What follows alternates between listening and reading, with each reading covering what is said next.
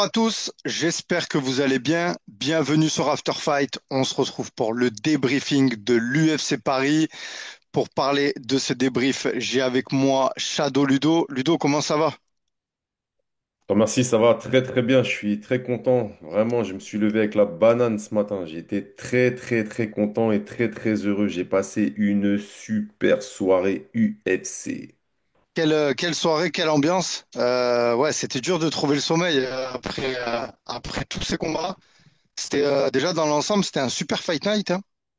Il y a eu de beaux finishes. Franchement, ouais, je suis d'accord avec toi. Franchement, ça aurait mérité d'être un fight, un UFC numéroté en fait.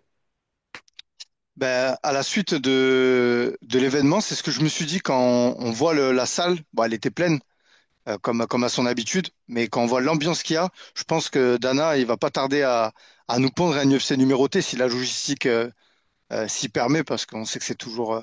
Enfin, quoique maintenant, vu qu'ils vont arrêter les pay-per-view, étant donné qu'il y a les droits télé qui vont changer de ESPN, peut-être qu'il se pourrait que bientôt on ait un UFC numéroté en France, hein.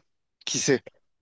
Bah, surtout qu'on a commencé maintenant à avoir vraiment des fers de lance. Ça veut dire on a Manon qui était à deux doigts de remporter la ceinture de l'UFC dans sa catégorie. On a Nassourdine qui se place bien maintenant pour être le challenger numéro un pour la ceinture des middleweights.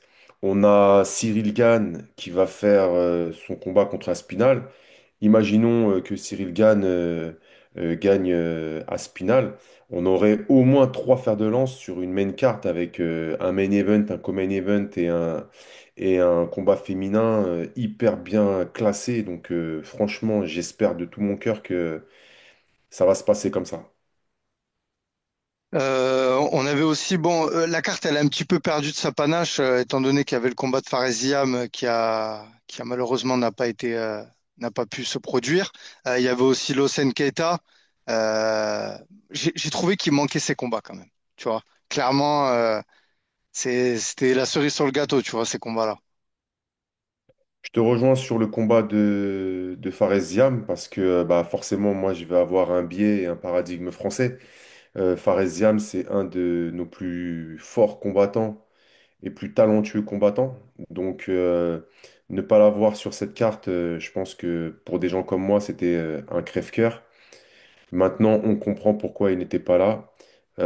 J'ai bien aimé quand Nassourdine expliquait que dans la vie, il n'y a pas que le fight, il y a aussi d'autres valeurs.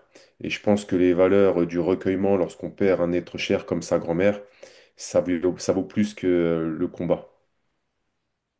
D'ailleurs, j'en profite pour lui souhaiter toutes mes condoléances, lui présenter pardon, toutes mes condoléances et lui souhaiter bon courage et voilà et que sa peine et sa tristesse elles disparaissent. Pour parler aussi de Losen Keita qui affrontait une légende, hein, Pitbull. Ça pareil, c'est un combat qui s'annonçait explosif. Bon, apparemment, il est pas cut, parce qu'il y avait des rumeurs, étant donné que c'était son premier combat à l'UFC. Donc, j'ai envie de dire, le plus mauvais dans l'histoire, ça aurait été que ben, l'UFC ne le garde pas. Mais bon, il va quand même être gardé. Donc, je pense que c'est le principal. Mais en tout cas, c'est sûr que moi, je connaissais pas, pour être franc avec toi, Los Nketa. Enfin, j'ai pas suivi sa carrière. Mais le fait qu'il était sur cette carte et je me suis intéressé à lui. Et j'avais envie de voir ce combattant-là, quoi. Bah, pour être très honnête avec toi, pour l'instant, je pense qu'il faut attendre un petit peu. Les matchmakers et Dana ont l'habitude de se rencontrer le mardi qui suit un événement UFC. Donc, peut-être qu'aujourd'hui, tu as des informations que moi, je n'ai pas, mais je pense qu'il faut d'abord attendre, parce que c'est vrai que commencer bah, avec une faute professionnelle, disons-nous les choses, rater son cut pour un premier UFC, bah, ça va être compliqué ensuite pour lui de convaincre et d'avoir l'entière confiance des matchmakers et de Dana White, quoi. Après, c'est pas parce qu'il a raté un weight cut qu'il va les rater tous. Mais en tout cas, ce qui est sûr, c'est qu'il faudra pas qu'il se manque la prochaine fois parce que sinon, bah, son professionnalisme a été reproché par Pitbull. Mais là, ça sera pas Pitbull qui lui reprochera, ça sera carrément le président de la compagnie, Dana White, et les investisseurs, et les membres du CA. Et vu qu'on est dans les débuts d'un combattant, il y avait un combattant français qui faisait ses débuts, c'est en la personne de Axel Sola du Boxing Squad. Quelle performance! Quelle performance qui a rentré en short notice, 77 kilos face à Maki.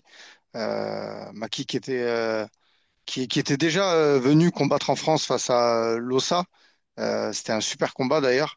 Mais là, franchement, Axel Sola, ce qu'il a fait, c'est pour ses débuts, la panel technique qu'il a montré et surtout terminer le combat de cette manière-là, hein, c'est toujours spectaculaire hein, parce que c'est pas des KO qu'on voit des coups au foie comme ça, on n'en voit pas tout le temps en MMA quoi.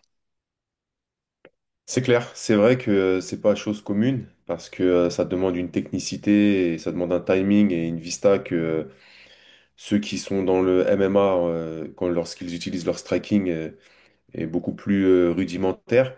Là où je te rejoins, c'est que la personne que Axel Sola a affronté, c'est quelqu'un qui est installé depuis longtemps à l'UFC. Il a fait deux rushs, un premier rush d'ailleurs que tout le monde connaît puisqu'il avait affronté Shimaev, et un deuxième où on l'avait pu le voir nous, même en France, puisqu'il avait affronté notre francophone suisse Ange Louza. C'était un super combat et puis c'est quelqu'un de solide, un vrai 77 kilos, assez de grande taille puisqu'il fait, je crois de mémoire, 1,88 m, donc il était grand. Après, c'est sûr qu'il était dans une alternance entre des défaites et des victoires.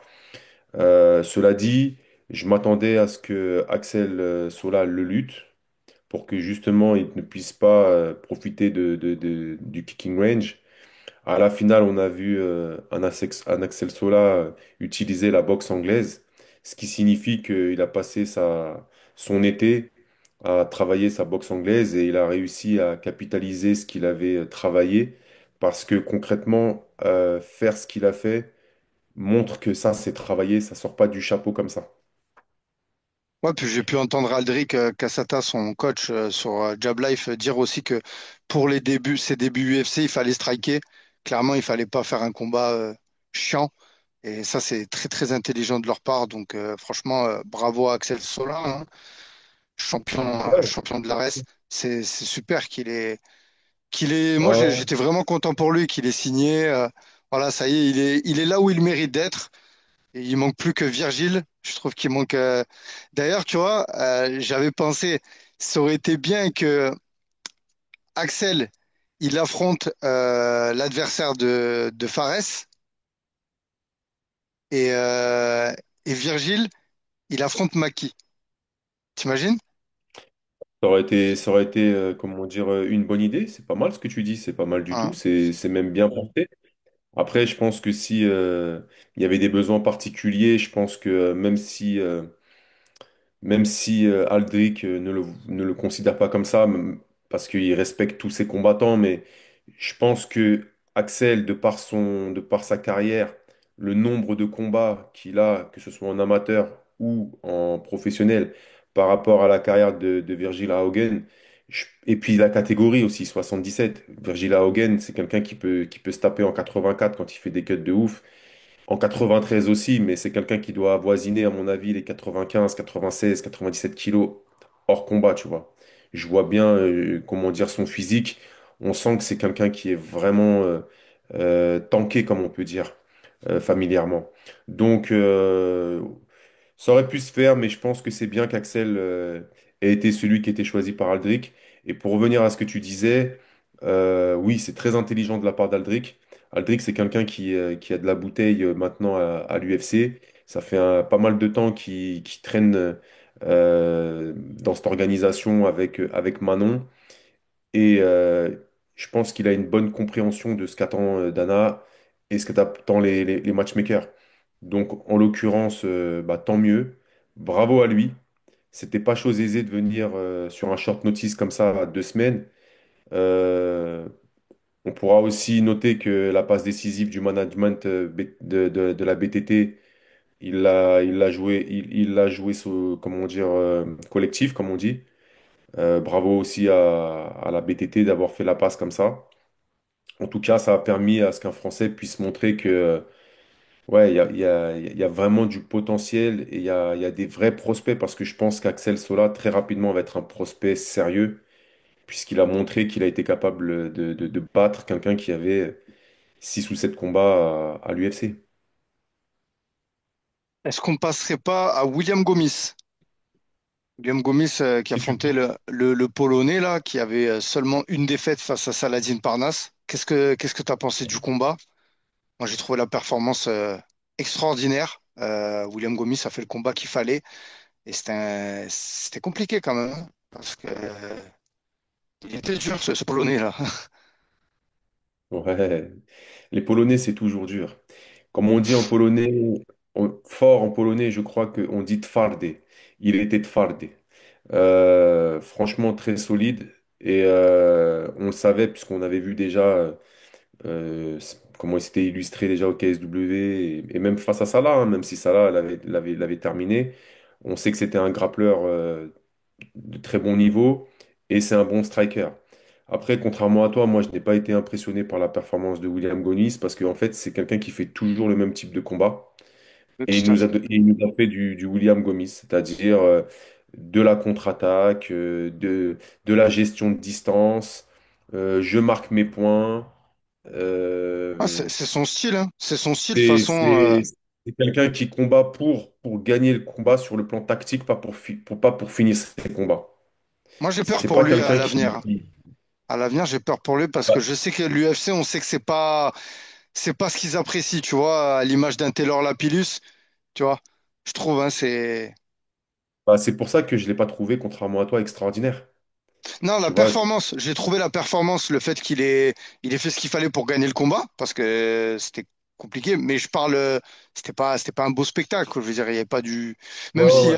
même si techniquement, quand même, les phases de cage control, la lutte, on voit, il a progressé, hein, le travail qui a été mis en place par Maxime François et tout. Moi, je trouve quand même que Gomis, il montre de belles choses, mais oui, c'était pas non plus extraordinaire. Ouais, ouais, excuse-moi, j'ai mal compris. Bah, la performance, je la trouve pas extraordinaire. Ok, Elle est égale à ce qu'il est capable de faire. ok. Et tant qu'on lui présentera des personnes comme ça, il sera capable de faire ce type de prestations parce que c'est quelqu'un qui maîtrise extrêmement bien le pied-point grâce à son Kung Fu Sanda, qui a une très grande maîtrise de la distance, qui est très rapide.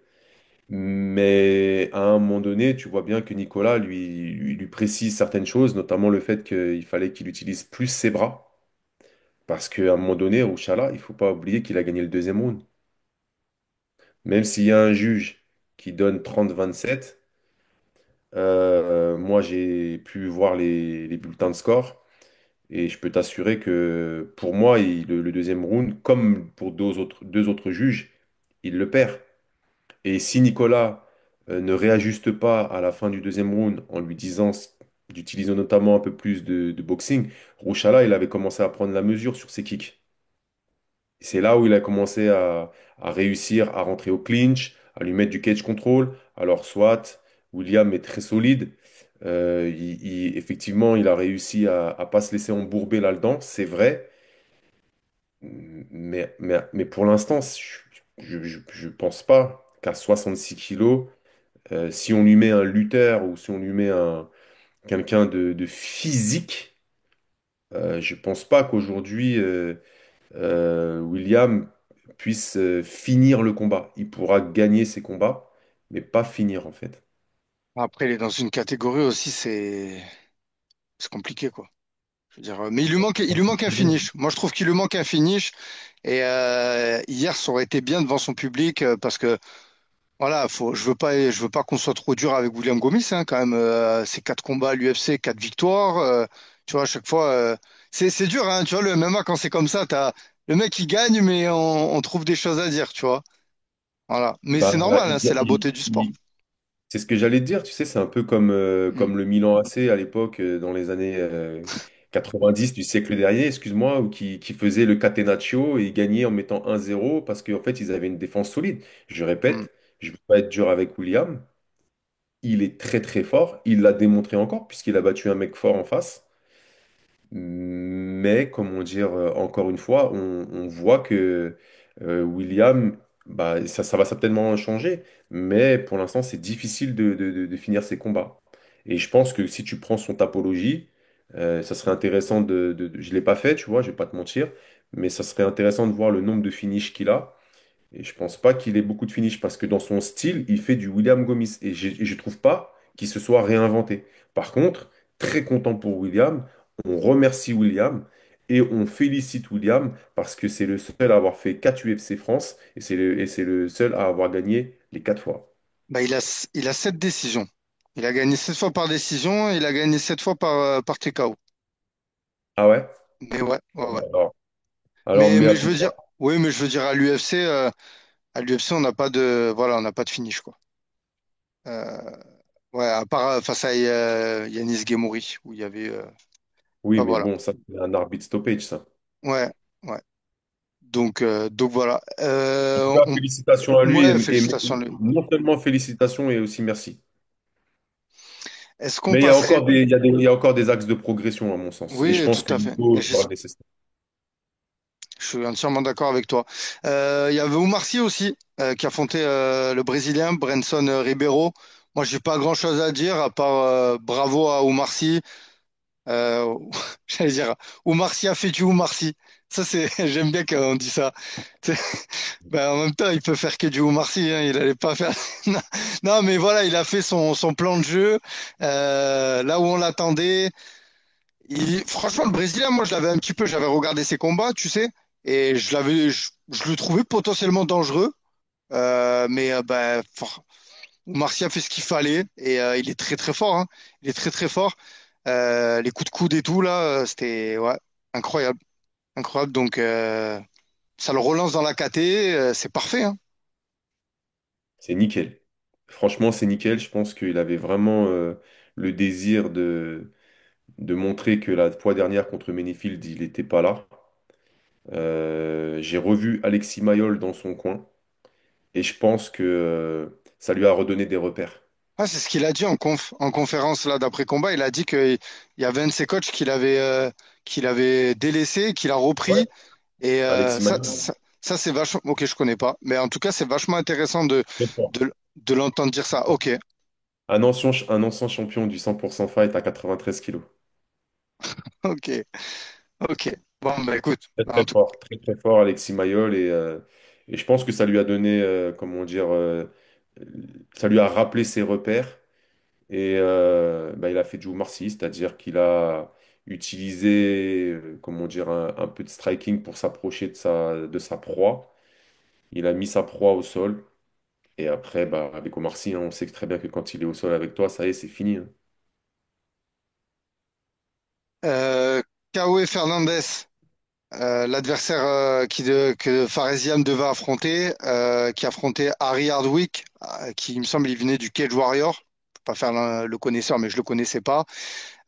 Quel combat! Fernandez, moi c'est Mehdi Bagdad qui m'en a beaucoup parlé en off. Franchement, ouais. Bon, c'est vrai que j'ai regardé le combat face à Gouram. Donc déjà, j'étais impressionné par ce mec-là. Mais franchement, les kicks et tout, c'est ouais, c'est quelque chose, hein. C'est quelque chose. Il va falloir que les mecs du MMA s'inspirent de ce qu'on fait au Muay Thai, hein. Il faut absolument les bloquer, les calf kicks et les low kicks, parce que si tu les bloques pas, aujourd'hui, ça fait trop mal. Mais je suis persuadé que face à un Faresiam, ça serait pas passé comme ça. Tu vois. Mais Faresiam, il les aurait bloqués ou il les aurait défendus, les low kicks. Faresiam, c'est l'élite en pied-point. Jamais il aurait fait ça contre Fares. Jamais Fares déjà lui aurait laissé l'ascendant comme il a pris. Après, notre ami Hardwick, alias Houdini, on peut pas lui en vouloir. Il a pris le combat en short notice. Lui, de mémoire, je crois que c'est pas un vrai 70, je crois que c'est un 66. Donc du coup, bon bah voilà. Mais c'est vrai que quand même, même si tu prends du short notice, tu sais que le mec, c'est un bolide au niveau du pied-point. Il y a des choses que tu peux pas te laisser faire. La première chose qu'il faut faire, c'est quand bloquer les low kicks et les calf kicks, saisir les middle, euh, faire des retraits du bus ou alterner entre la kicking et la boxing range. C'est la base, en fait. Là, très rapidement, l'autre, il a pris la teneur du kicking range. Puis, pour parler crûment, il l'a savaté. Est-ce qu'on parlerait pas de Oki Bolaji, le Belge, qui affrontait Masso Jones là? Quel combat, quel Ouais. retournement de De situation. situation. Ouais. Ouais, ouais, le Gallois, il nous a impressionnés parce que c'était mal barré pour lui, hein. Il a fait deux ascenseurs dans le premier round parce que Bolaji, écoute, c'est quelqu'un que je trouve fort, tu vois. Mais à chaque fois qu'il fait UFC Paris, c'est quoi, moi, si j'étais lui, j'arrêterais de Je le venir à ferai. l'UFC Paris. Ouais, Parce qu'à ça chaque lui fois, il porte se pas chance. passe, il se passe quelque chose qui est bizarre. Je me rappelle, il avait pris, j'étais là-bas, j'avais jugé, il avait pris une guillotine, Ouais. il s'était C'est- endormi Je contre crois que Chris Duncan. ouais, je crois que c'était Contre son Chris Duncan. premier combat en plus. Je crois que c'était son premier ou deuxième combat à l'UFC. C'était contre Chris Duncan, tu vois. Et il avait pris une guillotine et on s'était même pas rendu compte qu'il s'était endormi carrément. Et je pense que, bon, après, j'ai cru comprendre qu'il venait de la team Vallon. La Ouais. team Vallon, moi, c'est une team belge que je connais bien parce que c'est une super équipe de pieds-points. C'est des tueurs à gages dans laquelle j'ai un ancien élève à moi qui est au Glory aujourd'hui, qui est dans le ranking du Glory, il est numéro 4 du Glory, un ancien élève à moi. Dans ce club, il va souvent y chercher des sparring parce qu'ils sont solides, mais j'ai l'impression qu'il y a des choses qu'il faudrait améliorer sur le point de la lutte et sur le plan du sol. Parce que je crois même que Diakité, qui va combattre contre Béguet, est dans la même équipe. Ouais, ouais, tout à fait. Ouais, ouais. Ils sont de la même team. Ouais. Franchement, ça donne des idées, hein. Parce que Ouais, du coup, je veux pas faire des raccourcis, et ce serait dommage d'en faire, mais on est tenté, comment dire, à ouais, bah, l'idée de se tu dire, vois les on lacunes est tenté de. à penser, on est tenté à penser de dire, bah, le chemin contre ces mecs-là, en fait, c'est la lutte et le sol, en fait. Ouais. Hein, c'est un raccourci logique. Ok.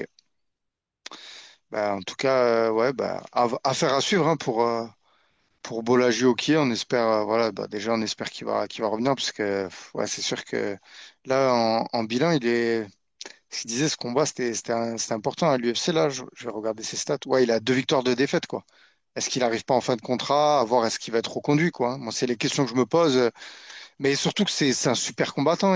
Voilà, il a un super striking. Moi, je me rappelle de quand il avait signé à l'UFC. Je l'ai reçu sur After Fight. J'ai fait une interview de lui avant son combat à l'UFC Paris, quand il avait réussi à mettre, ouais, presque KO Dylan Salvador. Donc, c'était quand même beau ce qu'il avait fait au Dana White Contender Series. Mais là, ouais, c'est compliqué pour lui à l'UFC, quoi. Voilà, Ouais, ouais, ouais, complètement, ouais. Il faudrait pas qu'il lui arrive la même chose qui est arrivé à notre Kevin Jousset national. tout à fait, tout à fait. Parce que 2-2, ils ont dit au revoir à Kevin, donc j'espère que ça va pas lui arriver en tout cas. Ouais. On passe rapidement sur les poids lourds. Un petit mot vite fait. Est-ce que tu as quelque chose à dire? Moi, forcément. Ante Delija contre Tibora. Dès la première seconde du combat, on savait comment ça allait se terminer. Voilà. Franchement, Le il y gars, il est a. arrivé lui en tête, anglaise, fort et dur. Il avait, je sais pas, l'autre, il avait dû. En tout cas, Ante Delija, il avait perdu contre Martin Tibura. Marcin, pardon. Ouais, ouais, c'était un combat Il avait, revanche il qui. avait perdu. Et tu Ouais, il sais était. quoi, j'avais l'impression d'avoir un tête-à-tête où l'autre, il voulait prendre sa revanche. Il avait des comptes à régler, Parce ouais. qu'il a réglé les comptes direct. Et en même temps, je pense qu'il a voulu montrer à l'UFC que ça y est, ils lui ont donné sa chance.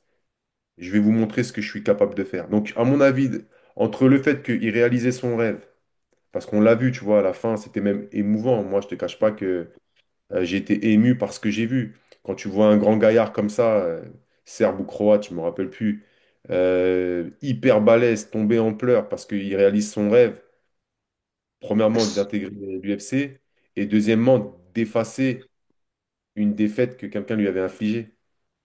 Alors, c'est vrai que c'est beau, hein. Mais moi, je me rappelle de lui quand il devait affronter Cyril Gane à l'époque sur la Fight Island. Ça remonte, hein. C'est un mec, ouais, il a galéré, hein. Il a galéré. Donc, non, c'est bien. C'est bien. En plus, il me semble qu'il s'entraîne avec Thomas Pinal. Donc, En enfin, tout oui. cas, Aspinal était présent. Il a rendu hommage à Aspinal. Aspinal l'a félicité, l'a encouragé. En tout cas, ce qui est sûr, c'est que Le mec, il est pas rentré par la grande porte. Il l'a cassé à coups de poing, la porte. Mm.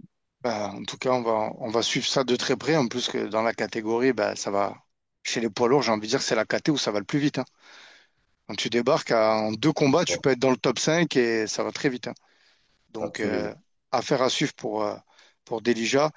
Euh, qu'est-ce qu'on a? Je crois que ça y est, on va rentrer dedans, hein. Moi, je te laisse conduire les débats. C'est toi l'animateur Euh, de ouais, l'émission. il y avait Rinat aussi. Désolé, hein, pour les auditeurs, j'aurais pas pris les combats dans l'ordre. Il y avait Rinat. Est-ce que tu veux dire un mot là-dessus? Enfin, ça a été très vite aussi, quoi, hein. Pareil. Voilà. Ah, puis TKO, on n'en parle plus. Emballé, Voilà. c'est pesé. Bah, il y avait aussi j'ai envie de dire, deux OG du game, Brad Tavares et Paul Gregg. Notamment Paul Gregg qui a posé les gants. Ça, pareil, c'était beau, émouvant. Je pense que c'est une bonne chose parce que le problème, c'est que on peut plus tirer la garde comme il a fait. Tu vois, c'est une Ah ouais. grosse erreur. De faire une jump guard à l'UFC, mais tu croyais quoi, poto? Il n'y a pas de kimono.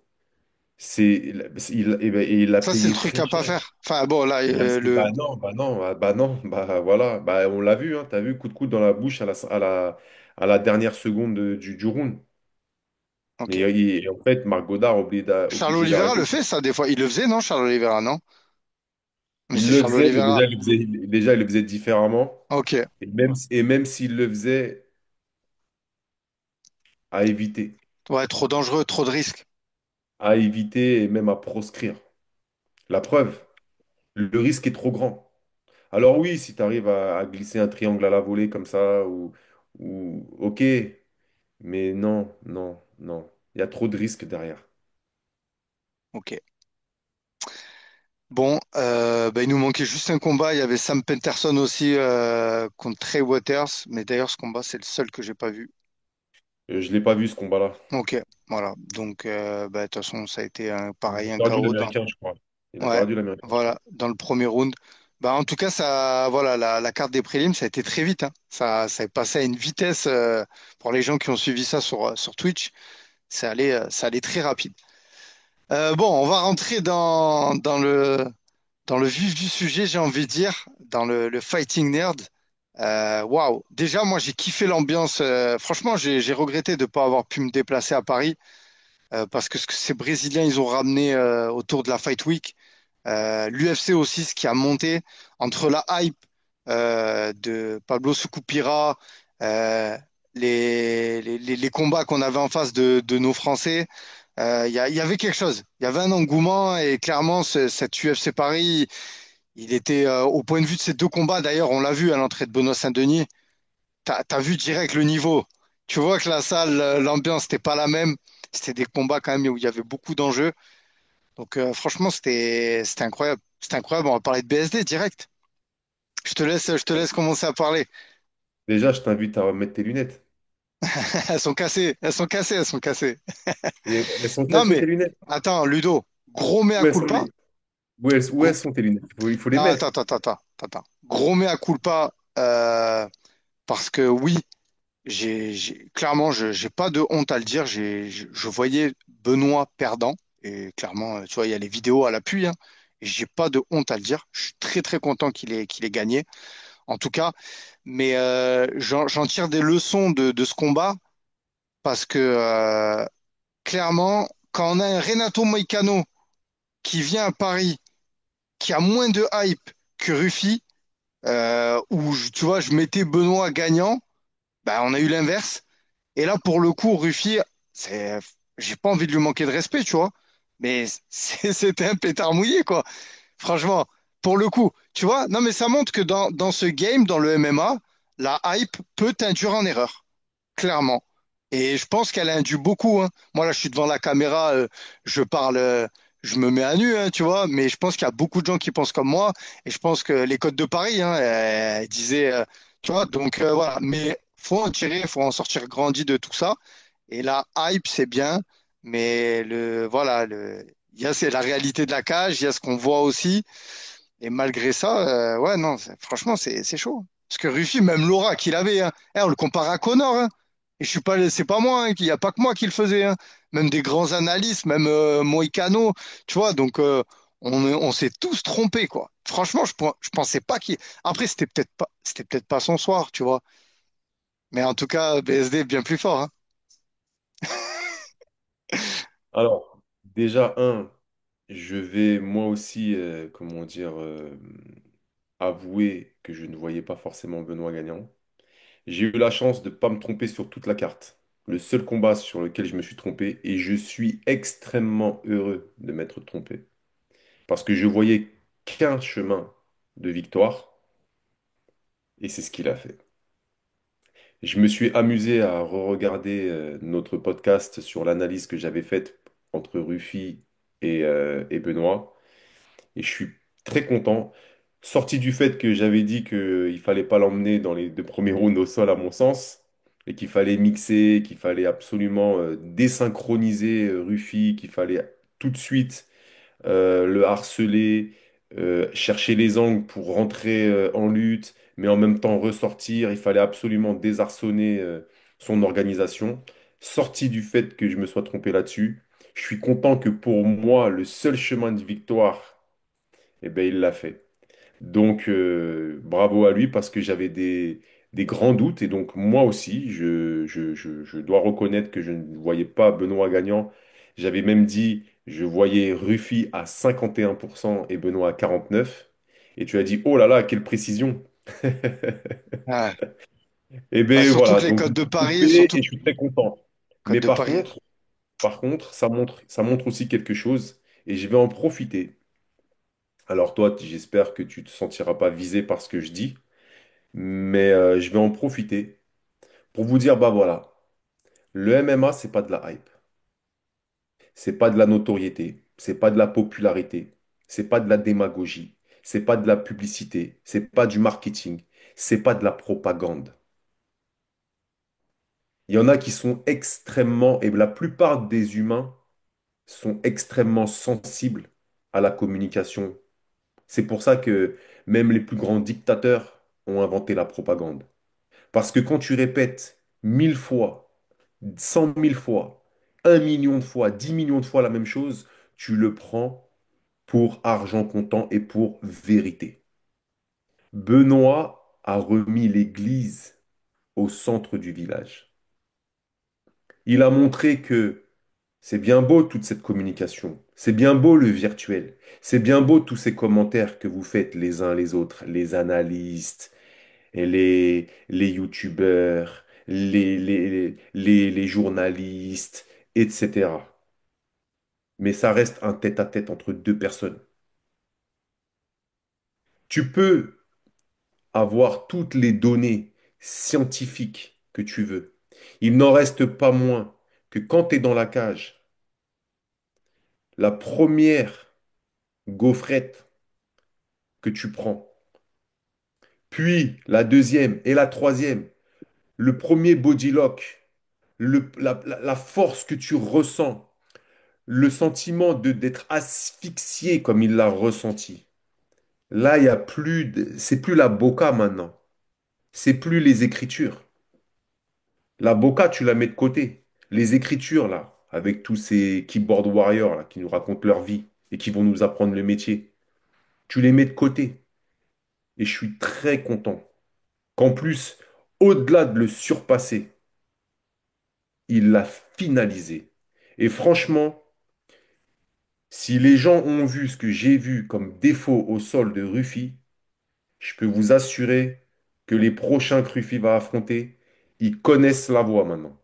Parce que Benoît, il y est parti à coups de baïonnette comme un éclaireur pour nous montrer la voie. Ah bah là, Parce que, il a montré le game plan parce parfait que avec Nicolas Haute. Ils les, ont. les erreurs Hmm. sur les contrôles, sur les défenses au sol, mon Dieu, mon Dieu. J'ai envie de te dire à quoi servent les data, à quoi sert l'IA. Là, on est dans le concret, poteau. Et tu vois, Il on est s'entraîne en avec train de qui? vérifier on est en train de vérifier un théorème. La théorie, c'est bien, mais la pratique, c'est mieux. Ouais, bien sûr. Après, il s'entraînait quand même avec, j'ai plus le nom du gars là, le Brésilien. Rodolfo Vieira. Ouais, Rodolfo Vieira. tu vois, parce qu'ils avaient quand même les ressources, tu vois. Après, moi, pour moi, Benoît, il a été meilleur que lui ce soir-là, il est meilleur que lui. Mais c'est très bien ce que tu dis, hein, la hype et tout. Après, tu sais, pour avoir entendu l'interview de Pablo Sucupira sur Jab Life, une super interview d'ailleurs, c'est aussi ce qu'ils ont fait qui sont arrivés là, les fighting, tu vois. Donc, il y a des choses à tirer de tout ça. Maintenant, oui, c'est sûr que, de toute façon, il y a toujours à l'UFC des combattants qui sont des fois des combats que le dernier combat, je sais plus c'était lequel, ou pareil, il y avait un truc, c'était même Benoît face à Bonfim, il a déjà eu, c'est déjà arrivé ce scénario où il est donné perdant, et voilà. Mais par contre, moi, je voulais dire quelque chose. Euh, Benoît, le premier round, comme il le commence, on a un nouveau Benoît. Clairement, là, avec Nicolas Haute, il y a eu, je pense il y a eu, on voit le travail qui a été fait. Clairement, c'est plus le même Benoît. Le chemin de finalisation, je suis d'accord, c'est toujours le même parce que c'est ses points forts, mais il a été patient. Il a été patient debout. Franchement, il a mis un middle. Moi, je l'ai trouvé beaucoup moins agressif, beaucoup plus attentiste. Et Ruffy, j'ai vu qu'il a été dépassé en fait par l'attitude de Benoît. Tu te rappelles en conférence de presse, il disait ouais, c'est un bourrin, il va foncer et tout. Il a pas foncé Benoît, hein. Il a été très très intelligent en striking, hein, dans le premier round, hein. Après, je l'ai vu qu'une fois le combat, mais je l'ai pas Pour reconnu, ma tu part, vois. tu prends, pour ma part, hein. Après, encore une fois, ça n'engage que moi et moi, j'ai pas le monopole de la vérité. C'est qu'une perception de mon esprit. Pour moi, tu prends le combat contre Bonfim, tu prends le combat contre Rufy, c'est le même. C'est intéressant, faudrait que je regarde les deux. Utilisation des kicks pour pour le garder à distance, pour couper les bras et tout de suite mettre la pression. Je vois pas de différence. Sorti du fait que Rufy, il a failli à un moment donné faire l'éclat avec un coup de genou sauté Ouais. Et un bras et, arrière aussi. À un moment, d'ailleurs, et je un crois, bras arrière en il a, ligne. il a touché le nez, hein. Là, Ouais, j'ai eu ouais, peur à ouais. ce moment-là. J'ai eu peur, hein. Mais je veux dire, pour moi, sorti ça, ces moments de génie, entre guillemets, ou ces moments d'éclat, pour moi, c'est les mêmes combats. Donc quand tu me dis que toi, tu vois l'axe d'amélioration, non. Moi, la seule chose que je vois, c'est que aujourd'hui, on peut comprendre que Benoît contre Moïcano n'était pas Benoît. Parce que je suis persuadé qu'aujourd'hui, tu fais une revanche contre Moïcano, il bat Moïcano. Moi, tu vois, je serais pas autant optimiste parce que pour moi, Moïcano, c'était pas Rufy. C'est pas le même niveau. Tu vois, et clairement, c'est ce que je te dis, c'est vachement Bah, intéressant. moi, je pense que... L'année dernière, on mettait tous Benoît gagnant face à Moïcano. Alors, Ouais. ben, tu vois, on s'est tous trompés. Et cette année, beaucoup le mettaient perdant face à Rufy, alors que c'était l'inverse, tu vois. Et j'ai l'impression que Benoît C'est ce que je aussi, suis en train de ouais, t'expliquer. C'est ce que je suis en train de t'expliquer. L'année dernière, il est venu, il savait pas quoi faire dans la cage. et il avait un mec en face Et maintenant, qui avait bien taffé aussi. attention. Attention, les combats de Benoît, on n'en a jamais vu Benoît être dominé, à part contre Moïcano, quand il est dos au sol. Qu'est-ce Tout qui à se fait. passerait si, comment dire, un meilleur grappleur que lui se passerait sur Benoît? Bon, ça, c'est pas mon axe d'amélioration. C'est à Nicolas Hoth de travailler ça. Tant que Benoît arrive à s'imposer par sa force physique et sa tactique, tant mieux. Mais je pense qu'il faudra qu'il bosse sur le dos. Parce que contre Moïcano, il nous a montré aussi des failles. Mais pour moi, ce soir-là, il était dans la cage sans être dans la cage. Il savait pas quoi faire. Ça se voyait. On peut retenir un petit défaut de ce combat face à Rufy, c'est sur le dos. Benoît a montré potentiellement qu'il voilà, qu'il peut être mis en danger à ce niveau-là, là où Moïcano avait expérimenté cette faille-là. Mais aussi le game plan de Rufy, je pense, c'était de mettre KO Benoît debout. Quand on voit l'engagement qu'il mettait, voilà. Mais il a pas réussi, quoi. Franchement, il a pas réussi, hein. Donc Rufy, j'ai pas envie Non, de il n'a dire pas pétard réussi mouillé, parce mais c'est chaud, quoi. je pense qu'il n'a pas réussi parce qu'effectivement, le game plan qui a été construit par Nicolas Hoth et par Benoît et ses équipes, bah, il a fonctionné à merveille. Après, encore une fois, je dis juste que sur le dos, à un moment donné, Rufy arrive à sortir du dos et le renverse, je crois, et comment dire, et Benoît était sur le dos, et Rufy a voulu se redresser et aller vers l'arrière. Mais j'ai senti Benoît avec une espèce de garde fermée qui montait un peu en escalier avec des contrôles sur les. Bon, en tout cas, voilà. Je pense que c'est un axe qu'il faudra certainement travailler un peu plus. Parce que bah, c'est vrai que je l'ai jamais vu sur le dos, donc je peux pas non plus juger de 15 secondes du combat, tu vois. Ça serait pas très honnête. Mm. Mais en tout cas, franchement, magnifique, ça fait du bien, Benoît, voilà, qui, bah, déjà, devant son public, ça, c'est quelque chose, je pense qu'il avait à cœur de reprendre une victoire chez lui, dans son positionnement aussi dans la catégorie.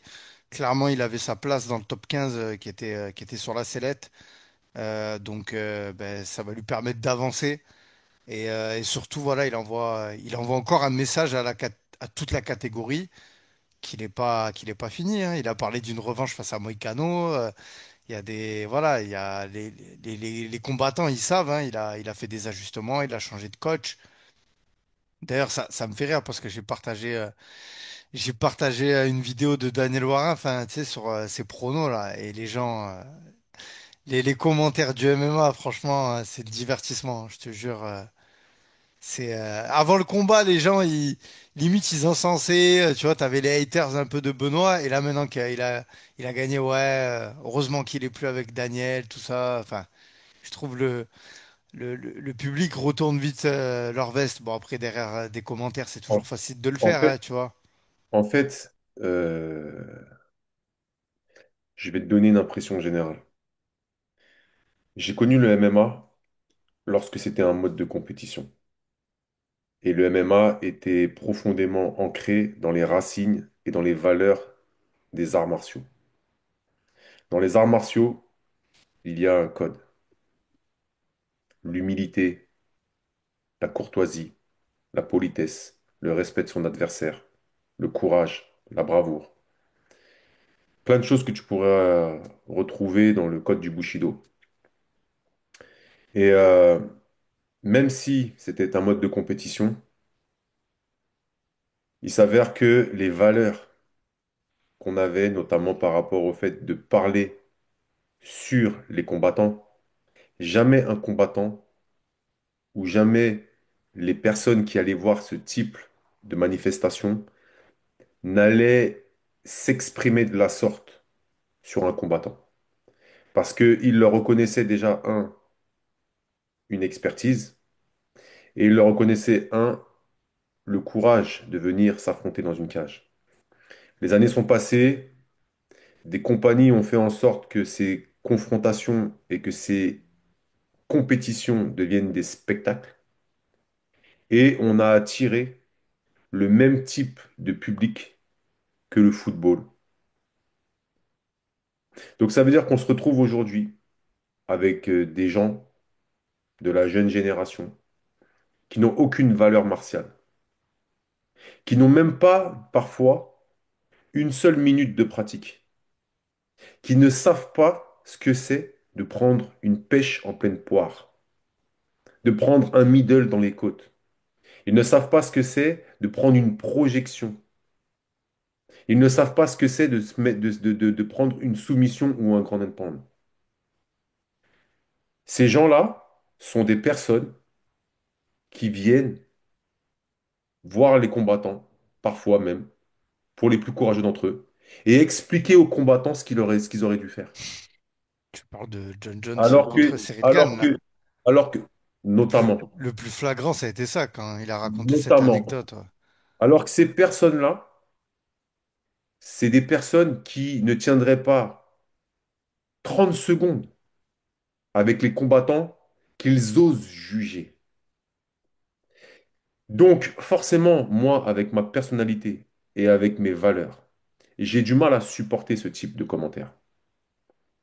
Donc, quand tu m'expliques qu'il y a des gens qui viennent se permettre, oser il devrait, tu sais, exister le don de la télétransportation. C'est-à-dire qu'au moment où tu commences à émettre une critique ou une remarque négative, on devrait arriver à te télétransporter devant la personne que tu critiques. Et maintenant, ta bouche, tu vas devoir l'assumer. Parce que c'est ce qu'on fait, nous, les combattants. Et quand je dis nous, je ne suis même pas un combattant, moi. Je suis un coach et un officiel. Le combat, c'est derrière moi. Même si je continue ma pratique. Mais on devrait. Et comme ça, viendrait ce qui s'est passé lorsque Mike Tyson a mis une gifle à un mec dans un avion et qui lui a dit, on vous a mis trop à l'aise avec le fait de raconter votre vie et d'insulter sur les réseaux sociaux. Parce que si toutes les personnes qui se permettent de manquer de respect viendraient se télétransporter devant le combattant qu'ils critiquent, ou devant le coach, ou devant l'officiel, bref, devraient assumer ses propos, ça changerait la donne. Ça apprendrait par la force l'humilité et le respect. Parce que tu aurais deux choix ensuite. Je te donne du respect, tu me renvoies du respect. Parce que si tu me renvoies pas du respect, tu vas apprendre à me craindre. Et en même temps, ça permettrait aux gens qui disent des choses de dire, ouais, il n'y a pas de problème, moi je veux bien assumer ce que je dis et je vais te montrer pourquoi je dis ça. Et là, moi, j'ai pas de souci.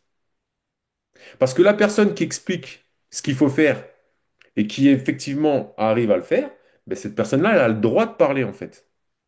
Même si cette personne-là, elle doit quand même respecter son adversaire.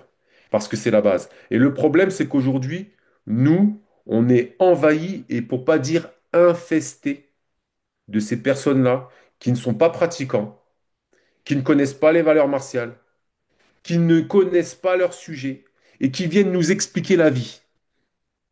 C'est insupportable. Moi, Pour après, des c'est, personnes comme moi, c'est ouais, insupportable. après, comme tu as dit, c'est pareil dans tous les sports, mais surtout sur le cas Benoît Saint-Denis avec Daniel Warin et Nicolas Haute, enfin, son changement de coach, ce qui arrive fréquemment dans le foot, dans tous les sports en fait. Vous pouvez changer de team, vous pouvez remplacer un membre de votre staff. C'est qu'il faut dire qu'il était meilleur avant ou il est meilleur maintenant. Enfin, les gens, ils n'arrivent pas à comprendre qu'aussi il y a une cohésion, il y a une suite logique des choses. Par exemple, on va switcher sur Nassourdine Imavov, mais quand on voit Nassourdine Imavov du MMA Factory et Nassourdine Imavov d'aujourd'hui, c'est plus le même. Mais ça veut pas dire que avant ce qu'il était, c'est moins bien qu'aujourd'hui. Il a progressé, il a fait en sorte, il s'est entouré, il s'est professionnalisé, et c'est aussi le parcours et le chemin du combattant, en fait, de changer l'environnement qu'il a autour de lui. Je pense que c'est pareil dans une entreprise. On change de... Voilà, il y a du turnover, et ça fait progresser les gens. Et ça, faut aussi que Ça, je suis, les ça, je auditeurs, suis d'accord avec toi. tu vois? Quand on a été au bout d'un enseignement, il ne faut Ou pas d'une hésiter relation. à un moment donné, exactement, il ne faut pas à un moment donné améliorer, mais pas effacer. C'est pas la Et je même trouve chose. c'est très fort. Ouais, mais parce que les gens, voilà, c'est ça. Aujourd'hui, avec l'ère des réseaux, on veut toujours supprimer, effacer. Et tu vois, je trouve c'est ça aussi pour pas lui lancer des fleurs, mais rendre à César ce qui appartient à César. Je trouve que la force de Nicolas Haute, c'est ça aussi qu'il a, cet enseignement que beaucoup de coachs, je pense, n'ont pas, sans tirer sur les coachs, hein. Mais on a tous connu ce coach qui voulait protéger son combattant. C'est mon combattant, il s'entraîne qu'avec moi, tu vas pas t'entraîner ailleurs. Et je sais que ça le fait encore aujourd'hui, tu vois. Mais Ben tu sais pourquoi ils font ça? Tu lui, sais on pourquoi voit ils font qu'il a ça? cette liberté. Et j'ai l'impression le fait de donner de la liberté, tu sais, c'est comme dans une relation en fait. Tu donnes un peu le champ du possible à la personne de, entre guillemets, aller voir ailleurs pour prendre de l'expérience. Et alors, en fait, ben déjà, si avec toi, elle est bien, elle va rester avec toi. Et si elle va ailleurs, elle peut aussi engranger de l'expérience. Et ça, c'est un problème qu'on a un peu en France, tu vois. Faut le dire, hein, clairement. En France, C'est pas qu'en France. C'est pas qu'en France. C'est partout. oui aussi, oui aussi. Parce qu'il C'est y a partout. c'est l'ego Parce que là, aussi. ce que tu viens de dire, ce que tu viens de dire, c'est un mélange de plein de choses. Ce que tu Ouais, viens de ouais. dire, puisque là, tu prends le prisme, alors moi, je prends ma casquette de coach. Moi, j'étais un coach.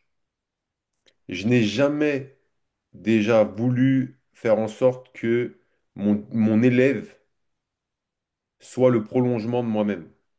Parce qu'il y a beaucoup de coachs qui se voient un peu comme des sensei, comme des crews, comme comment dire, des maestrés. Et en gros, ils continuent à vivre au travers de l'héritage qu'ils donnent à leurs disciples. Pas à leurs élèves, à leurs disciples. Parce que c'est ça la martialité, en fait. La martialité, tu développes l'héritage, le capital. Et le problème, c'est que tu as envie de protéger ton héritage. Sauf que là où je te rejoins, c'est qu'à partir du moment où tu commences à vouloir cloisonner, à vouloir emprisonner ton fighter, c'est que quelque part toi-même, tu n'es pas sûr que ce que tu as semé à l'intérieur de ton élève va grandir au point que ton élève sera toujours loyal. Tu comprends ce que je veux dire? Ouais, tout à fait, tout à fait. Après, Moi, j'ai jamais eu de problème, comme Nicolas, à faire en sorte que mes élèves aillent chercher des expertises que je n'avais pas. Par exemple, moi, la lutte n'est pas un champ d'expertise chez moi. Je connais la lutte sur le plan théorique, sur le plan pratique, mais je suis limité. Pourquoi? Parce que ma formation de base est celle du pied-point, et notamment du Muay Thai, et du grappling et du Jiu-Jitsu brésilien. J'ai appris intellectuellement et sur le plan pratique à faire, mais ce n'est pas inné chez moi la lutte. Donc quand moi les gens ils allaient chercher les types de lutte, à partir du moment où ils allaient chercher la lutte qui était utile au MMA, j'avais pas de souci. Et j'ai jamais eu de souci à faire intégrer des gens en anglaise et faire ce qu'on appelle de l'additionnel, c'est-à-dire faire en sorte qu'il y ait plus d'addition dans mon enseignement.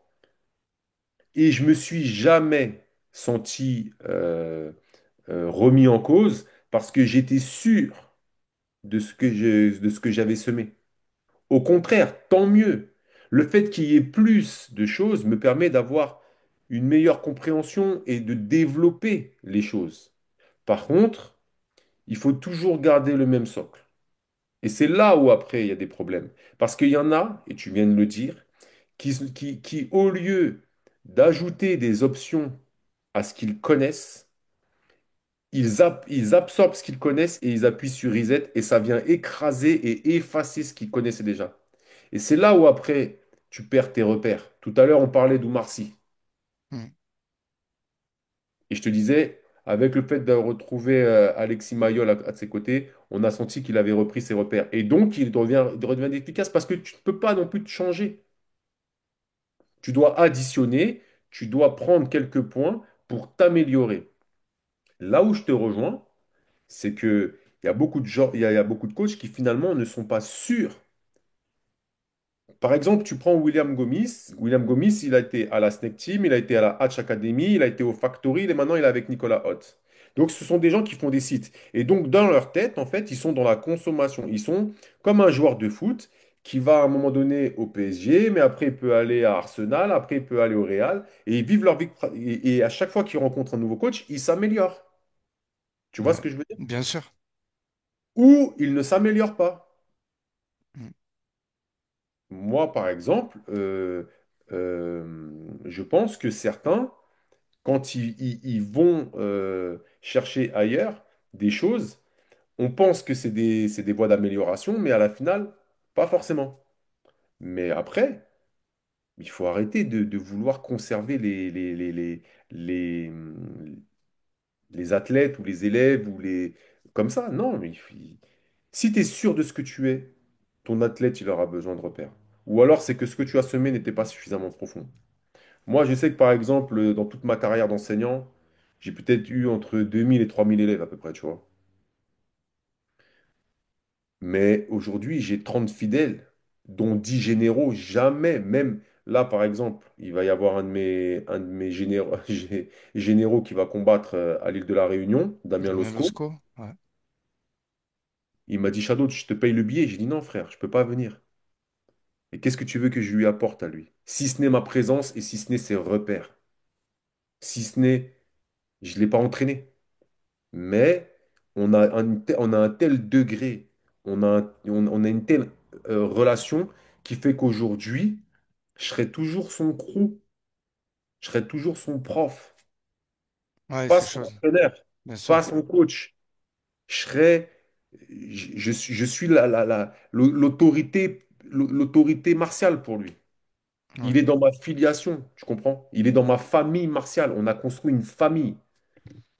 Ah, c'est vachement intéressant ça. De toute façon, peut-être qu'on aura l'occasion un jour d'en parler autour d'un podcast des relations entraîneurs et combattants. Il y a tellement de choses à dire et surtout là, bah, avec la salle de Nicolas Haute. Bon, peut-être qu'on en fera un podcast. On pourra parler de cette news qui j'ai hâte de voir un peu ce que ça va donner. Et en plus avec, ben là, avec les performances qu'il a eues, Nicolas Haute, ça. J'ai envie de dire, tu vois, toutes les étoiles sont alignées, hein. Il a la hype, la fame en ce moment, c'est le coach de renom. Tu vois, tout le réussit, il a les meilleurs athlètes, il va avoir sa salle, il a des beaux projets. Enfin, voilà, le MMA français a de beaux jours et surtout n'a rien à envier aux autres. On passe au main event, où tu vas ajouter quelque Attends. chose à ce que je viens de dire. Ouais, Ouais, vas-y, ouais, vas-y, ouais. vas-y. Laisse-moi dire simplement quelque chose. Vas-y, vas-y. Nicolas Haute ne jouit pas de la hype. Nicolas Haute jouit du travail qu'il a fait dans l'ombre. Pendant 7 longues années, il a travaillé au MMA Factory dans l'ombre de Fernand Lopez. Il avait, il était directeur de la performance. Humblement, il a travaillé dans l'ombre. C'est seulement maintenant, parce que on estime qu'il a la hype. Non, c'est le fruit de son travail. Ah, tout à fait. Quand je dis que. Oui, oui, bien sûr, la hype Et due par c'est son travail. l'entraîneur, à mon avis, de la saison 2024-2025. Ludo, il t'aime pas ce mot hype. Non, non, non. Non, mais je plaisante. Quand je dis la hype, La c'est parce que hype, voilà, la c'est, hype, la c'est hype, où la lumière est sur la hype lui. pour moi, voilà, c'est ce que j'allais dire. Aujourd'hui, La là, hype, la c'est lumière, de tu la vois. lumière. Parce que Oui, aujourd'hui, il y a des coachs qui, des mais fois, peuvent. regarde, la lumière était sur les fighting nerds. Aujourd'hui, c'est les fighting merde. C'est pas normal. Ouais.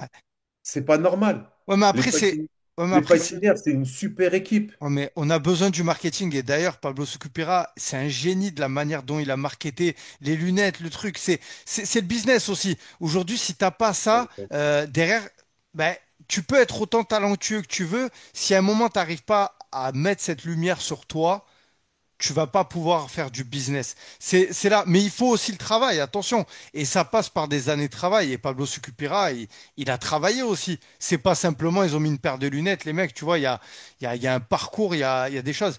Et je voulais juste rebondir sur ce que tu as dit. Et je me rappelais de Nicolas Haute, il y a 2 ans, quand j'avais été à l'UFC Paris, quand il y avait Cyril Gane contre Sergej Spivak. Je revois Nicolas Haute arriver.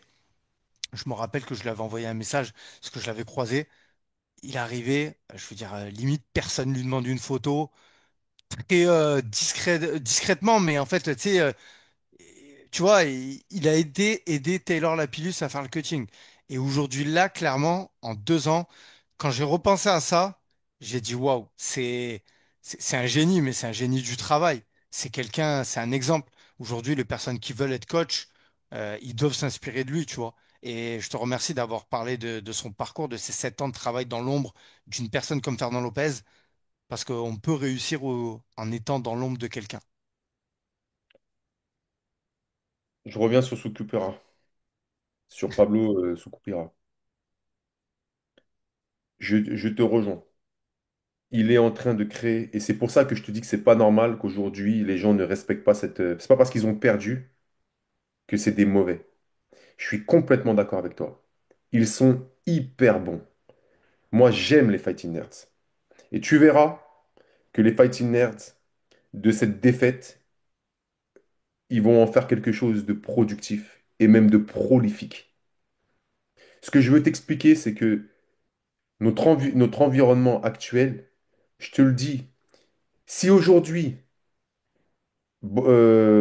Caio Borraio aurait gagné et Ruffy aurait gagné, ça n'aurait pas été les Fighting Nerds, ça aurait été les Fighting Dieux. Les Fighting Dieux. On aurait tous calé notre projection sur eux. De la même manière que quand il y avait le foot avec le jeu du Barça, toutes les équipes les plus fortes voulaient imiter le jeu du Barça. Mais t'as pas compris, c'est une identité. Tout le monde ne peut pas jouer comme le Barça parce que leur centre de formation, les entraîneurs, les éducateurs, ils ont fait en sorte que c'est une marque de fabrique, un savoir-faire, une identité footballistique. Et ben, c'est la même chose avec les Fighting Nerds. Donc, c'est ce que je suis en train de te dire. Ces mêmes commentaires là, ces mêmes gens là qui disaient que c'était les Fighting Nerds les meilleurs, aujourd'hui, ils disent que c'est les Fighting Nerds. C'est grave quand même. Ouais, après, c'est. Maintenant, Je trouve maintenant, quand même maintenant, qu'il y tu a me dis, beaucoup de respect dans la défaite. Là, il y a... Mais. Attends 5 secondes. Ouais, vas-y, vas-y. Maintenant, ouais, excuse-moi. Non, Maintenant, je t'inquiète. te le dis, tu as raison. Mais le problème, c'est qu'aujourd'hui, on leur a donné une leçon à la française. C'est-à-dire que nous, à chaque fois, on nous parle de la qualité des uns, etc. Mais on a remis, comme je te dis, la vérité du fight. La vérité du fight. Et encore, hein, moi, j'ai trouvé Borayo très, très fort.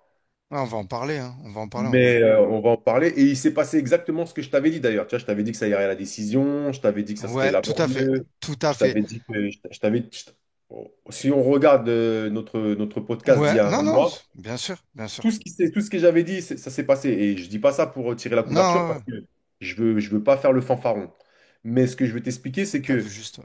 ce que je vais t'expliquer, c'est que le problème avec cette lumière, écoute bien ce que je vais te dire. Tu vois, la lumière là, elle m'éclaire. Elle permet qu'on me voit. Tu as raison, il faut de la lumière parce qu'il faut qu'on nous voit. Il n'y a pas de problème. Mais la lumière, plus tu t'en approches, plus elle te brûle. Parce qu'aujourd'hui, tu peux être en bas et par la force de ton travail, c'est difficile d'aller en haut. Mais par contre, c'est très très vite pour que la lumière, dès qu'elle est plus sur toi, tu tombes par terre. Bah, Et il reste rien. Et le problème, c'est que aujourd'hui, comme on avait dit dans de précédents podcasts, le souci générationnel aujourd'hui, c'est qu'on monte les gens trop haut parce qu'ils sont vraiment Ruffy. Regarde Ruffy. Ah, Tu dis ben c'est un ouais, pétard mouillé. C'est ouais. dur quand même. Ah oui, non, C'est dur ce mais. que tu dis. Ben, on le compare à Connor, quoi. Pour dire. Mais c'est dur ce que tu dis. Mais tu te rends compte ce que tu dis? On le comparait à Connor. Mais comment ça se fait qu'on le compare à Connor? Ben, Déjà parce que. là, le référentiel, il est mauvais. Ah ouais, non, mais. C'est de la folie de dire des trucs comme ça. Hmm. Parce que des Connors, il n'y en a qu'un. Ah ouais, non, clairement. Ouais, non, Les non. gens qu'on compare à Connor, c'est que ça veut dire qu'ils ont aucune réalité. Ça se voit qu'ils maîtrisent pas ce qu'ils disent. Tu comprends ce que je veux dire? Et de la même manière que dire qu'aujourd'hui, Ruffy, quand tu me dis, ouais, et encore une fois, je ne dis pas ça pour Non, te non, mais. diaboliser, hein, Bien mais sûr. quand tu me dis c'est un pétard mouillé, c'est pas juste. Ce n'est pas juste. Et c'est ça le problème. C'est que tu es, toi en l'occurrence, pour moi, tu es le meilleur ambassadeur de ceux qui parlent de MMA, comment dire, véhicule la lumière du MMA, véhicule la hype du MMA, véhicule, comment dire, des messages qui sont complètement parfois, pour pas dire, je parle pas de toi particulièrement, hein, Non, oui, oui, non, mais mais qui j'entends sont, là où tu veux aller. qui sont complètement en dehors de la réalité, tu vois? Ouais, ouais. Donc c'est vraiment ça, ce que je pense, voilà. Et par rapport à Nicolas, ouais, effectivement, Nicolas aujourd'hui, il est dans la lumière. Je connais suffisamment Nicolas pour savoir qu'il s'en méfie de cette lumière. Par contre, de cette lumière, il va en tirer profit. Et premier profit, c'est qu'il a mis un moment, comment dire, l'intérêt, il a provoqué l'intérêt de certains investisseurs. Et lui, qui a des idées et un projet, il va pouvoir maintenant continuer à imprimer ce que lui et ses équipes et son staff et les gens qui vont venir avec lui parce qu'il ne sera pas tout seul. Il va venir maintenant créer son propre écosystème, à l'instar d'un Fernand Lopez qui, lorsqu'il était à la Free Fight Academy, avait besoin de s'émanciper de Mathieu Nicourt pour créer le style de center, de MMA center que lui avait envie et que Mathieu Nicourt ne pouvait pas lui fournir. À l'instar d'un Aldric qui aujourd'hui est au sein d'un boxing squad dans une salle et qui pense que pour pouvoir faire pour pouvoir aller là où il a envie d'aller, il a besoin encore de grossir, de grandir, de faire appel à des investisseurs et créer un écosystème. Parce que je le dis encore et une fois, le MMA n'est pas que de la compétition. Les compétiteurs représentent 5% des pratiquants du MMA. Si vous aimez le MMA, vous n'aimez pas que la compétition. Ouais, c'est la pratique, quoi. Si vous aimez le MMA pour la compétition, vous n'aimez juste que ce qui est moderne. Vous n'aimez juste que la hype. Demain, le kitesurf, il vient, ou je ne sais pas quelle discipline, il fait des émules, etc. Si tout le monde focalise là-dessus, tout le monde va aller par là-bas. Et des gens qui ne savent même pas ce que c'est le kitesurf ou la discipline dont il parle vont commencer à s'inventer des expertises. Tu comprends ce que je veux dire? Ouais, bien sûr, bien sûr. Juste, je voulais mettre un clin d'œil et saluer aussi tout le travail qui a été fait par Maxime François, coach de lutte, parce que ben, il y avait Nicolas Haute, mais il y a aussi cet homme qui était dans tous les coins. Donc voilà, je tenais vraiment à le saluer et à dire bravo à ce monsieur, à ce coach de lutte qui est incroyable, voilà, et qui a fait aussi beaucoup de boulot. Je crois qu'il y a laissé sa voix aussi comme Nicolas Haute, donc voilà. Voilà l'exemple même de quelqu'un qui est un expert, car de mémoire, bon, même si maintenant je crois qu'il est à Créteil, mais il a été un des coachs d'équipes comme Sotteville ou je sais plus, enfin en tout cas des Ah, des clubs grosses de lutte, équipes ouais. de lutte de Division 1 qui chaque année faisaient, comment dire, ils étaient champions en fait, champions de France. Et croyez-moi, être champion de France en Division 1 en lutte, c'est difficile. Mais voilà l'exemple type même d'un expert en lutte qui a adapté son savoir à une discipline qui n'était pas la sienne et qui s'est mis en, comment dire, non seulement à conserver ce qu'il sait le faire, mais qui s'est adapté, qui a commencé à muter, à évoluer et qui s'est, comment dire, euh, mis au MMA en essayant de comprendre les logiques et l'essence du MMA et pour permettre à des gens du MMA d'utiliser son savoir à bon escient. Voilà. Ouais, tout à fait, Donc, tout à fait. je te rejoins. Bravo Maxime. De toute façon, pour nous, tu es, la ressource euh, numéro un aujourd'hui en lutte pour améliorer les fighters de MMA. Parce que non seulement tu es fort en lutte pure, mais tu sais adapter la lutte et donner les conseils et donner le savoir nécessaire pour que quelqu'un au niveau du MMA puisse performer grâce au contrôle, aux techniques, aux défenses et aux attaques de lutte. Et là, je pense qu'il va être très sollicité parce que la suite pour Nassourdine, c'est pas une surprise, ce sera Ramzat. Donc, il a du boulot, ce monsieur. On parle du combat face à Caio. Franchement, quelle performance. Caio, ben, j'ai envie de dire, il est resté debout. Il s'est pas fait mettre KO, c'est bien, faut le dire quand même parce que Nassour s'est passé plus d'une fois. Alors moi j'ai bien aimé le début du combat, hein. Les deux ils avaient la stance un peu de, tu vois, ils sautillaient et tout. J'ai dit oh. Alors c'était pas forcément un combat ultra spectaculaire, mais techniquement il y a eu des belles choses.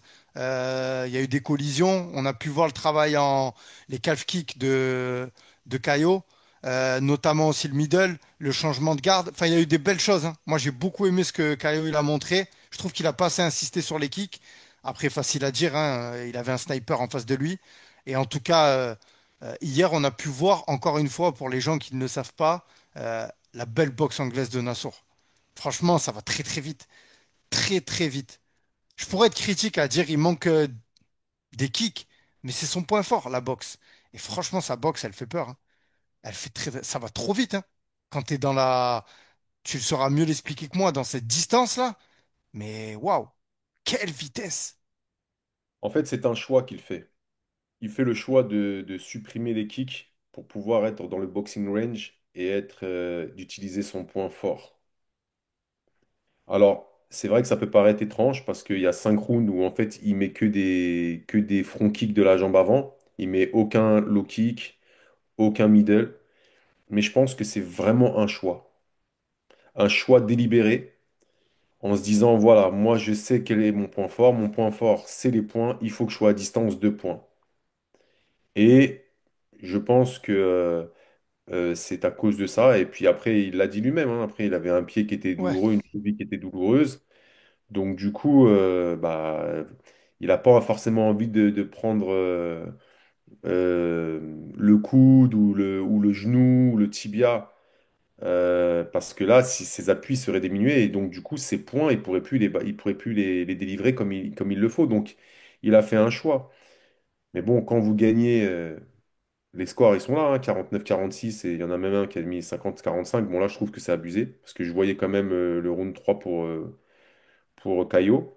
Mais oui, Caio, il a résisté. Il a très bien résisté.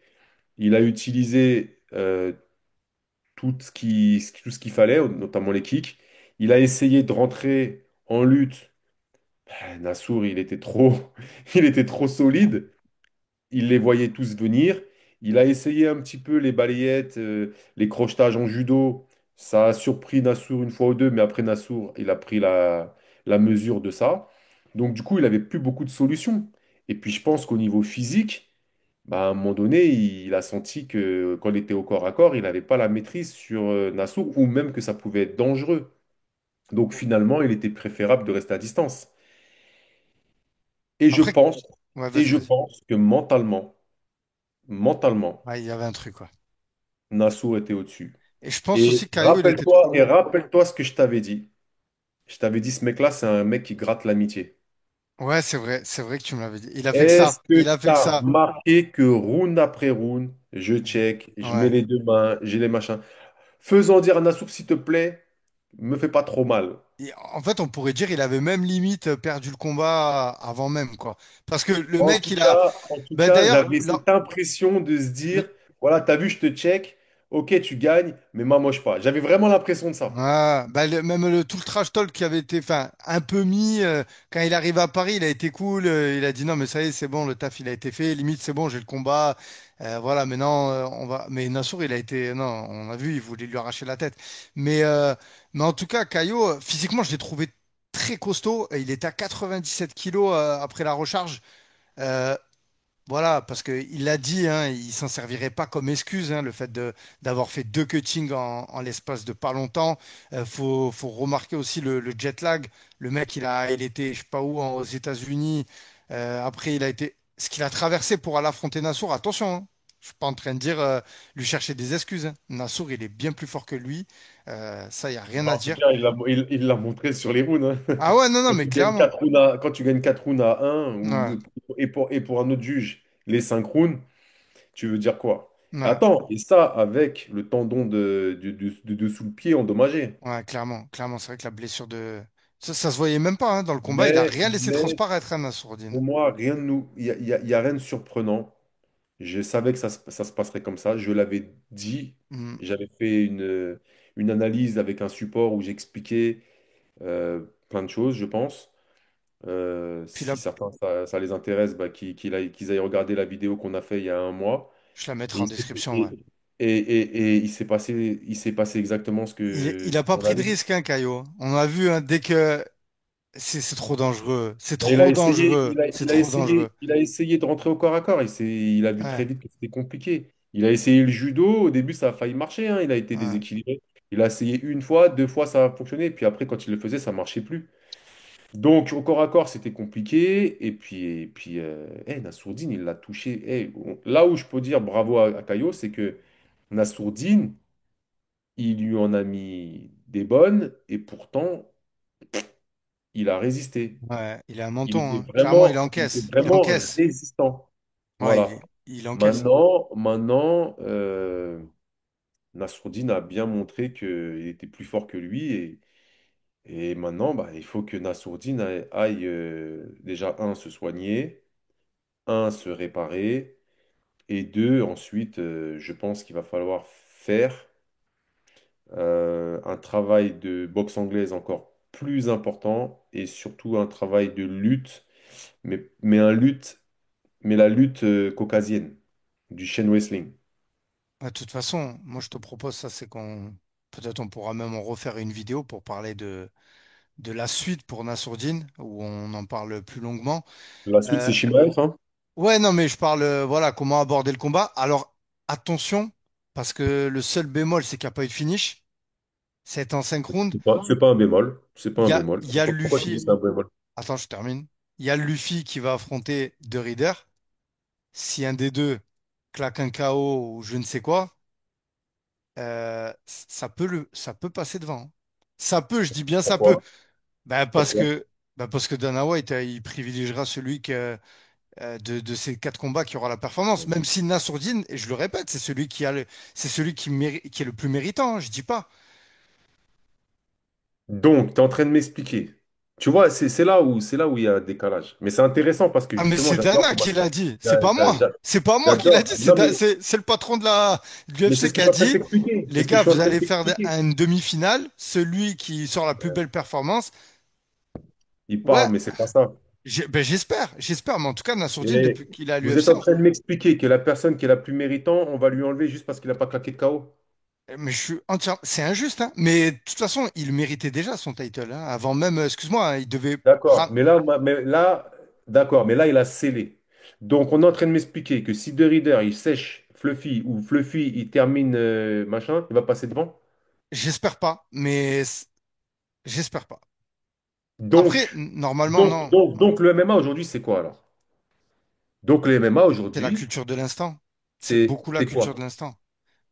C'est le business ou c'est le sport? Bah, c'est un peu les deux. Mais après, je suis d'accord avec toi, hein, mais Donc, Nassourdine, on privilégie, si c'est les deux, ok, si c'est les deux, ok, c'est les business et le sport, chose que je pense. On privilégie quoi? Le business ou le sport? Parce que là, tu privilégies le business, là. Que Shimaev, l'autre, il te l'étrangle en deux secondes, on va dire quoi? non, non, mais pour moi, il y a pas Donc, tu de vois ce doute, que je hein. veux dire? Pour moi, C'est c'est pas Nassourdine normal. qui doit avoir le title, hein. C'est pas normal. Je mets On peut juste pas. ça dans Je peux, la. je peux même pas l'entendre. Je Ouais, peux même pas je l'entendre. Et comprends, je comprends.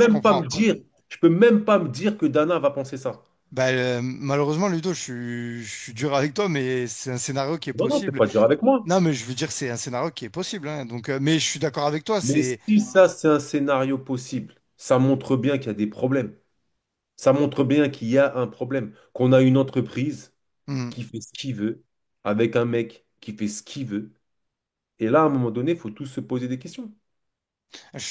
Ouais, je suis d'accord avec toi. Non, mais Il faut tous se poser des questions. je pense que quand même, Parce qu'aujourd'hui, là, Nassour, il va l'avoir les son gens n'en title. parlent pas. Parce qu'aujourd'hui, les gens n'en parlent pas, là. Mais tu es au courant que là, il y a, par exemple, il y a Anderson Silva qui a gagné 10 millions, là? Non? Ah. Pourquoi il a fait quoi? L'UFC, là, l'UFC, là. Ils viennent se claquer un procès, ils viennent de perdre, Ah là. ouais, le tribunal? Ah ouais? Ah ok, intéressant. À un moment donné, il faut se poser des vraies questions. Mais après, Quand c'est tu as juste. un Francis Ngannou, quand tu un Francis Ngannou qui résiste à Dana, je suis désolé, on peut dire ce qu'on veut. Mais Francis, c'est lui qui sort grandi. C'est lui qui a mis Dana à pied. Tout à Le fait. mec, en deux combats, il l'a ridiculisé à Dana. Donc, qu'est-ce qu'on veut? Nous, on ne travaille pas pour une compagnie, nous. On travaille pour notre sport. Donc, moi, quand tu me dis, ouais, Fluffy ou Red Rider va passer devant. Non. Non, potentiellement, s'ils font une performance au-delà de celle de Nassourdine contre On Caio, verra. on sait On que verra. tonton Dana, il serait. On verra. Mais je le souhaite pas, hein, attention, hein, ça serait Non, non, vraiment j'ai injuste compris. et J'ai ça compris. Mais serait on la verra. méritocratie à l'UFC. Mais écoute, surtout que sur le papier, le plus hypant, c'est le plus intéressant, même businessment, hein, c'est Nassourdine contre Khamzat. La suite, donc voilà, pour Nassourdine, ce sera Khamzat. Moi, ce que je te propose, ce sera de faire une shadow analyse de ce combat. On va le préparer. On va bien le préparer même. On va faire une master shadow analyse. Ça va. Parce que c'est un combat intéressant, hein. Vraiment, je trouve qu'il y a une opposition de style. Et sans rentrer dedans, on est à chaud là, tu vois. Mais je trouve que Nassourdine, il a plus de chances que ce qu'on peut prétendre. Tu vois, parce que je pense qu'il y a encore une fois, il y a beaucoup de personnes qui pensent que Khamzat, il est inarrêtable. Mais je pense que Nassourdine, il a des qualités en défense de lutte, hein. J'ai pas le taux exact. Mais il a encore montré hier, mais c'est rien ce qu'il a montré. C'est quelqu'un qui défend extrêmement bien la lutte et il a des déplacements et je pense il peut inquiéter Khamzat, tu vois. Je pense que Khamzat, hier, quand il a vu le combat, je crois qu'il était en France en plus, il est au Luxembourg ou à Monaco. Mais Tambour. ouais, il a dû se dire, ouais, quand même. Ça va pas être aussi facile, hein. Non, je pense qu'il l'a félicité parce que, premièrement, il a vu que Nassour, il avait fait un combat plus qu'honorable et respectable. Et que finalement, pour lui, c'est logique qu'il rencontre Nassour parce que il a vaincu Duplessis. Nassour est juste derrière. C'est au tour de Nassour. Ah bah ouais, le run que Après, Lana Sordini fait, c'est... après te dire que Nassour va gagner Shimaev, c'est toute mon espérance. Je te le dis honnêtement. J'aimerais tellement qu'il y arrive. J'aimerais tellement qu'il puisse gagner Shimaev. Même pas parce que c'est Shimaev, tu vois, mais parce que, il le mérite. C'est-à-dire que c'est un gars qui est venu à l'âge de 18 ans ou 19 ans sur Paris avec un rêve, avec son frère, qui a tout consacré à ça, et il touche du doigt, il est à deux doigts de toucher du doigt le fruit de son travail, de ses efforts, de ses sacrifices. Ça va, si ça arrive, ça va être le héros national. Puis en plus, t'as vu dans le super reportage que la sueur ils ont fait quand il est parti en Géorgie, moi j'ai trouvé ça intéressant aussi. On voit qu'il commence déjà à préparer Khamzat. Parce que clairement, t'affrontes Boralo, même si Boralo, il avait des abdos au sol, tout ça, c'était pas forcément là qu'il fallait l'attendre, tu vois, Kylo Boralo. C'était plus sur le striking. Et d'avoir été en Géorgie, bon, déjà, Nassour, il savait qu'il allait le battre. Et pour lui, voilà, il y avait aucun doute, hein. Mais clairement, ils sont déjà en train de préparer. Et moi, je te l'ai dit, quand j'ai vu ce reportage, ça m'a tellement rassuré parce que Nassourdine, il va se mettre il sort de sa zone de confort, tu vois. Il était au MMA Factory, il est parti avec Nicolas Haute.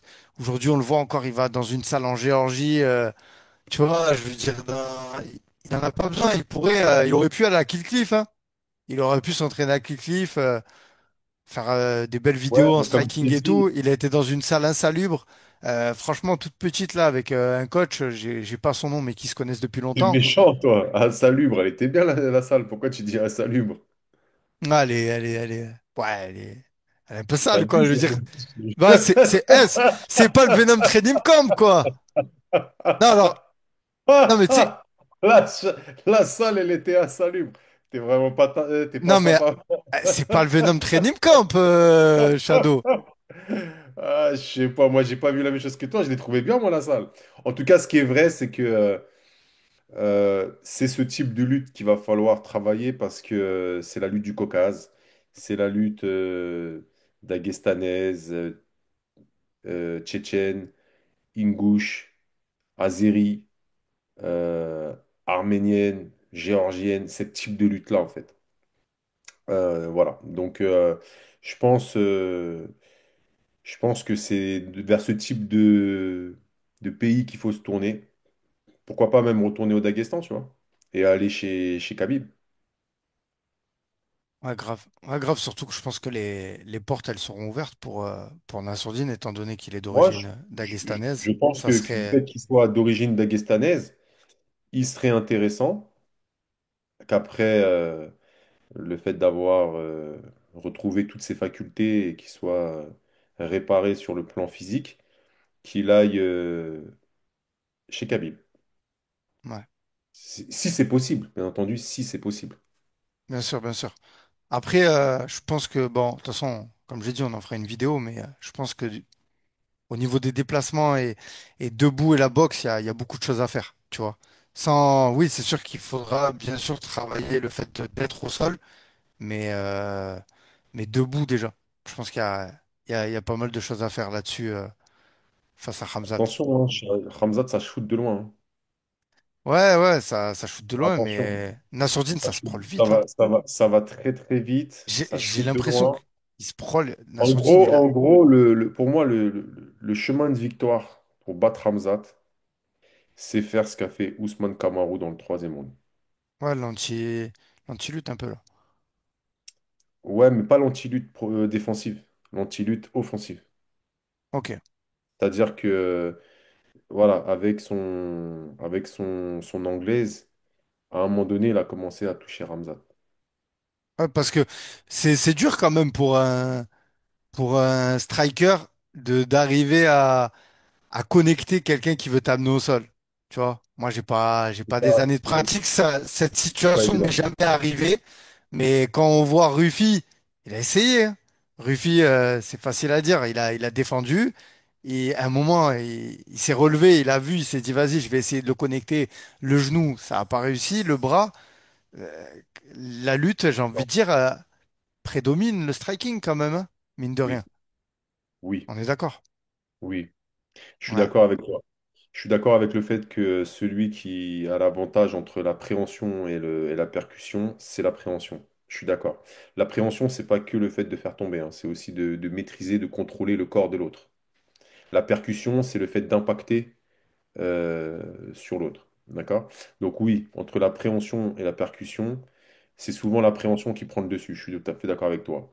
Mais le meilleur moyen pour faire douter quelqu'un qui préempte, c'est quelqu'un qui en fait le percute.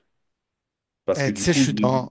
Ouais, pardon. il est plus dans, il est plus serein, il est plus dans la tranquillité et dans l'exécution technique. Il se méfie et donc il devient de moins en moins. C'est les détails qu'il faut pour une amener au sol, il est de moins en moins précis en fait, tu vois. Le meilleur moyen, à mon sens, hein, pour faire douter un lutteur ou quelqu'un qui fait de l'appréhension, c'est très rapidement le perturber par des coups. Il faut le piquer comme une abeille Ouais, ouais, comme tu disais, le remplir, et quoi. Mais voler. moi, j'ai envie de dire, vu qu'on a cette discussion-là, ça me fait un flashback. Le meilleur moyen, et attention, à toute proportion gardée, Ben Askren, c'est pas Hamzat, mais c'est de lui faire une Masvidal à Hamzat. Vu qu'on sait que Rufi, tu te rappelles, Rufi, on sait qu'il Rufi a va voulu faire shooter. ça avec Baiser. À la finale, il a terminé les fesses par terre et puis bah, il s'est fait étrangler. Ouais, mais Après, pas il y a dans le toujours. début, pas dans le début, pas dans le premier. Tu vois, enfin bon, après, c'est pas pareil. C'est vrai que Ben Askren, c'était un contexte particulier. Lui, vraiment, il est parti comme ça, tu vois. Alors que Hamzat, lui, quand même, il te fait croire encore qu'il va striker, même si il change. Ah, il ne peut pas croire. Regarde ce qu'il fait à Duplessis. Tu verras, il lui envoie des kicks, il lui envoie des gauches, et puis boum, il Ouais, shoot. ouais, Là, comme c'est face c'est à là où il est Whittaker. fort. C'est là où Hmm. il est très fort. C'est qu'en fait, il emmène des percussions qui déguisent son shoot. Elles viennent masquer son shoot, et quand il shoot en bas, en double ou en single, ça va tellement bas et de loin que c'est pas évident. Je pense que le Mais travail, par contre, il est mais là. Il y par a un contre, travail d'analyse à faire, de regarder vraiment, tu vois, les mouvements, le kick, le jab. Enfin, à quel moment, sur tous ces combats, il y a des automatismes chez lui, tu vois. Ça, c'est. j'ai remarqué que quand il voulait emmener, il change de garde pour avoir la jambe droite devant. Oh là là, les détails. Ah, Ludo, tu régales. Il me Les- semble, en tout cas, Ouais, avoir remarqué. quel Il me détail. semble avoir Ouais. remarqué qu'il frappe et quand il veut emmener, il met sa jambe gauche derrière et il shoot avec la jambe droite devant. Mais même là, au sol, on en Après, avait. Nassour ne fera pas la même erreur que Duplessis, hein.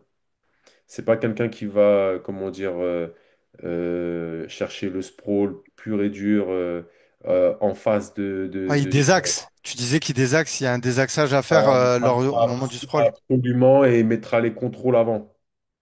Il ira pas, comment dire, forcément tout le temps au sol. Tu vois, il l'a fait là avec Borayo. Regarde, il met les contrôles de main plutôt que de jeter le bassin au sol tout de suite. Il rentre d'abord les mains. Donc, quand tu rentres les deux, c'est difficile après d'aller sur le côté pour aller chercher le body lock. D'accord. Ah Bon, ouais, là, tout c'est à un fait. peu technique, je sais pas si tu vois ce que je veux Oui, dire. oui, oui, tout à fait, tout à fait. Mais ceux qui connaissent, ils savent de quoi je parle. Le fait de rentrer les underhooks, en fait, quand tu shootes et que tu te fais contrer avec les underhooks, tu remontes et tu vas en diagonale pour aller chercher ensuite le body lock. Mais quand tu as les deux mains, en fait, si tu fais ça, tu peux avoir un serrage de tête. Tu vois? Donc il y a plein de choses qui font que je sais que Nassour aura une meilleure défense de lutte que Duplessis. Mais la meilleure défense, à mon sens, de lutte C'est de, contre c'est de Chimaev, Kamaru ce n'est Usman. pas, ce n'est pas d'aller au contact. Tu vois, Kamaru, au début, il va au contact, Mm. il se fait avoir. Et ensuite, Kamaru, sur le deuxième et troisième, il réajuste. Alors, même s'il y en a qui disent que c'est parce que aussi Chimaev, il avait mal à la main, donc du coup, ça avait perturbé un peu ses entrées. Ça, on est dans la spéculation. Mais je trouve qu'après, au lieu de contrer la lutte de Chimaev par de la lutte défensive, il la contre par de la mobilité, Mm. par du déplacement. Tu vois ce que je veux dire ou pas? Ouais, bien sûr, ouais, tout à fait. Tout à fait. Ouais, mais c'est pour ça que je Et je pense que pense que ça, Nassourdine, il a les Nassour le aptitudes. fera. Voilà, c'est ça. Ouais, Nassour il le a fera. les aptitudes pour faire Mais, directement du mais, déplacement, tourner, déjà tourner, essayer de pas ouais, rester en face de lui. Non, mais franchement, c'est voilà. intéressant. Il va avoir Mais un.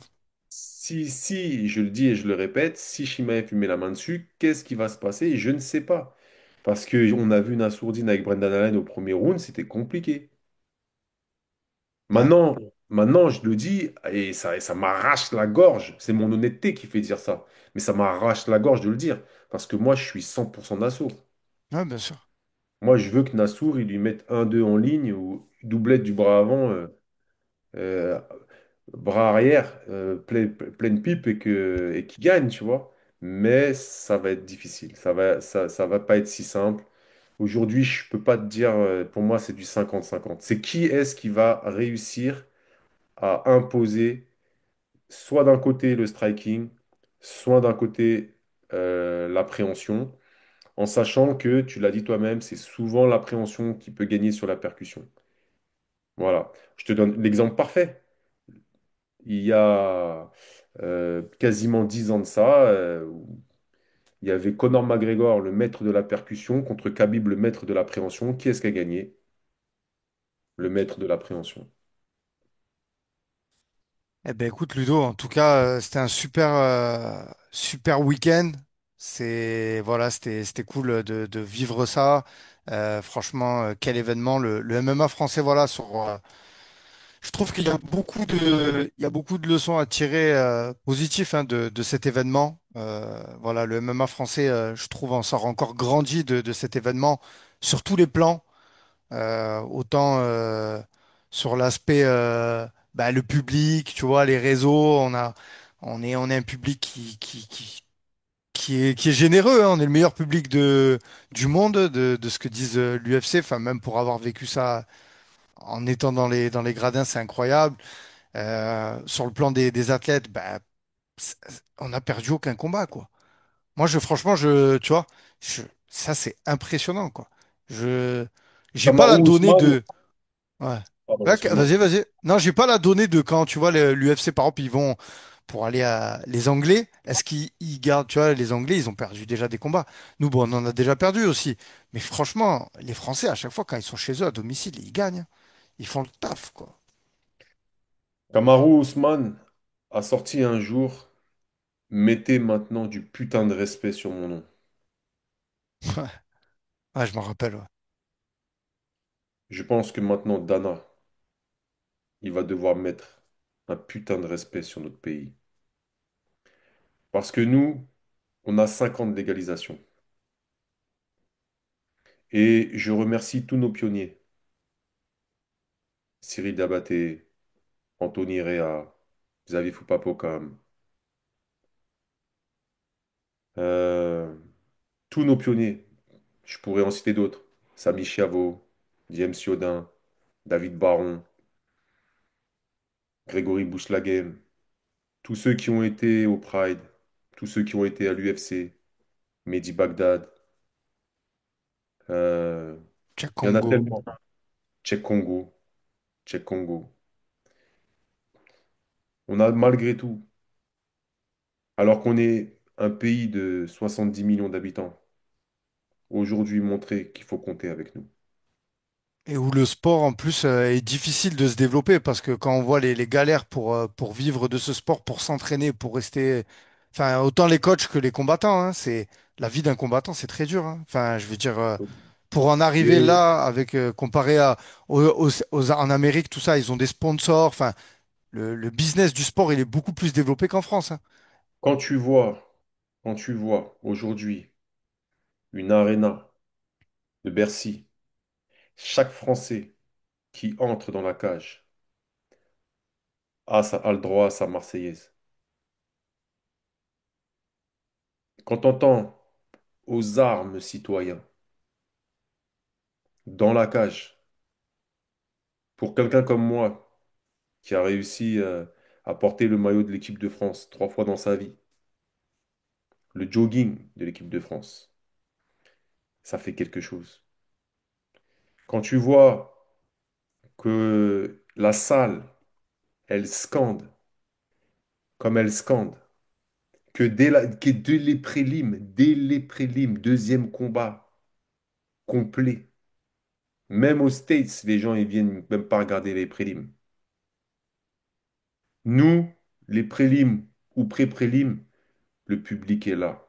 Le public Après, se fait entendre. Ludo, entre toi et moi, vu le prix des places aussi. Mais ça, c'est une parenthèse, bien sûr. Tu vois, vu le prix des places, c'est normal que les Français Non, ils sont là direct à l'heure, hein. non, parce que le prix des places, il est moins cher en France qu'aux États-Unis. Moi, j'ai été à Las Vegas. Ah ouais? Moi, j'ai été à Las Vegas, puisque je t'ai dit que j'étais à Las Vegas quand j'étais sélectionneur de l'équipe de France. 2 ans de suite, 2014-2015. On parlait de je voulais aller donc à l'UFC et donc la place, elle était à 500 dollars. Chez nous, elle est à quoi? 200 euros? Ouais, les plus petites catégories, ouais. Mais ça va vite. Mais vas-y, je te laisse continuer sur ton propos que Donc, ce que je veux dès l'entrée, t'expliquer, c'est c'est plein, ouais. qu'aujourd'hui, ce que je veux te dire, c'est qu'aujourd'hui, on a combien? Aujourd'hui, au sein de la fédération, il y a 12 000 licences. 12 000 licences. Et compte le nombre de Français qui sont au PFL, à l'UFC, au KSW. Imagine-toi un Salah. Imagine-toi comment dire, un Abdul. Imagine-toi un Doumbé, un Baki. Imagine nos meilleurs athlètes à l'UFC. Combien seraient dans les rankings? Beaucoup, beaucoup, ouais.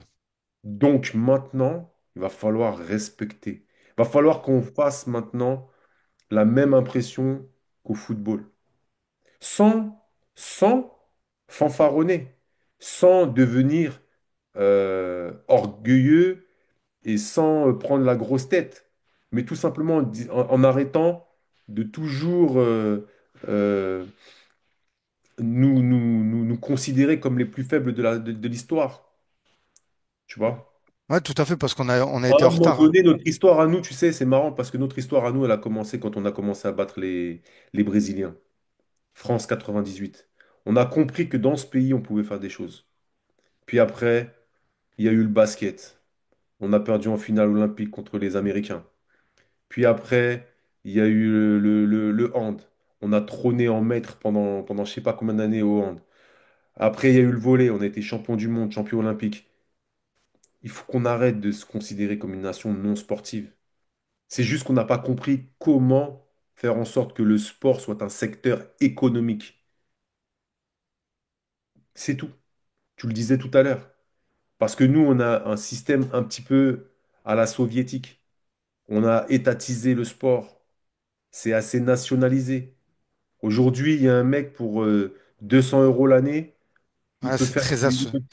peut, il peut faire du sport. Pourquoi? Parce que les stades sont aux collectivités territoriales, parce que le gymnase est à la mairie, parce que telle chose, tel centre de performance, le Krebs, il est à la région. C'est hyper étatisé. Tu vas au States, ça n'existe pas, ça. Tu vas dans n'importe quel pays, ça n'existe pas. On fait du sport pour quasi gratuit. Mais c'est un système à la française qui fonctionne et qui montre mondialement sa performance et ses performances. Et en l'occurrence, là, maintenant, dans le MMA, puisque c'est de ça dont il s'agit, on ne peut que se régaler. Encore une fois, il faut rester humble. Il faut rester humble dans la victoire. Mais il faut rester aussi digne dans la défaite, mais il faut rester humble dans la victoire. Mais respectez-nous quand même. Respectez-nous. Et puisque vous ne voulez pas nous faire respecter, puisque vous voulez pas nous donner du respect, vous allez apprendre à nous craindre. Eh ben écoute Ludo, sur cette parfaite conclusion, on va clôturer le podcast. Je te remercie pour ton temps, pour ce débriefing Avec plaisir. XXL. C'était un plaisir d'échanger avec toi et de toute façon, on va se retrouver pour une prochaine vidéo. Et puis comme d'habitude, n'hésitez pas vous à liker la vidéo, à vous abonner à la chaîne, à donner de la force, à dire un peu ce que vous avez pensé de cet événement. Il y a eu la conférence de presse entre Cyril Gann et Thomas Pinal. On a déjà fait une shadow analyse, je vous la mettrai en description. Donc voilà, mais pareil, on pourra peut-être en reparler c'est dans un mois, hein, presque dans un mois, ce combat. Il y a des choses à dire sur Cyril Gann, l'état d'esprit qu'il a montré à la conférence de presse et tout. Moi, j'ai bien aimé. Voilà, ce sera peut-être l'occasion d'en parler. Enfin, ou même si tu veux dire un mot maintenant, Ludo, rapide. Il nous reste encore un peu de temps d'enregistrement. T'as pensé quoi de Cyril Gann, rapidement? Je l'ai trouvé beaucoup moins bon gamin qu'avant. Ah, ça fait plaisir. Et en plus, pour reprendre tes propos, face à Thomas Pinal, il faudra pas faire du bon gamin. Il faudra pas être un bon gamin, t'as dit, pardon. Ouais. Donc, C'est ça. clairement, retenez bien cette phrase et allez voir le podcast parce qu'on l'a déjà bien analysé. Donc, voilà. Ludo, je te remercie. Je te souhaite une bonne soirée. À très bientôt. Bye bye. Ciao, ciao.